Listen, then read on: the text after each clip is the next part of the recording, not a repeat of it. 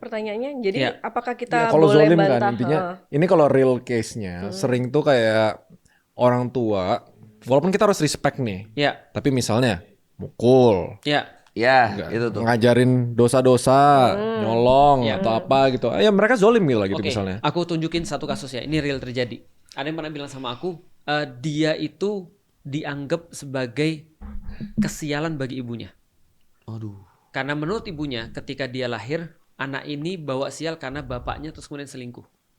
Setelah selingkuh pergi, anak ini terus kemudian dianggap sial, digebukin terus dari kecil. Yang disalahin anaknya karena Sampai diinjek kepalanya. Aduh, Terus dibilang, kesalahan terbesarku adalah melahirkan kamu. Kira-kira gimana? Sedih banget kan ya? Tapi terus anak ini bilang apa? Anak ini bilang gini, Ustadz, gimana caranya aku tetap bisa untuk balas jasa ibuku?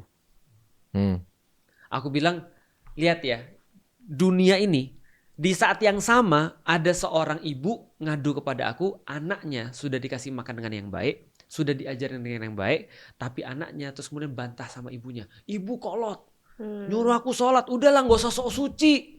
Kalau mau masuk surga aja, jangan ngajak-ngajak orang. Ibu tuh tau gak, ibu tuh kayak kolot, kayak gitu-gitu. Itu curhat di saat yang sama. Aku bilang, coba lihat ya, bagaimana Allah tuh kayak seimbang ketika ngasih orang ujian. Ada orang yang benar-benar harusnya dia benci sama ibunya, ternyata dia masih mau berbakti sama ibunya.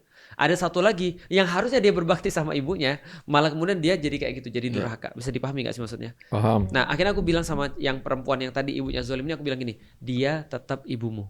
Apapun yang dia lakukan terhadap kamu tidak menjadikan kamu layak untuk memperlakukan dia dengan sesuatu yang sama.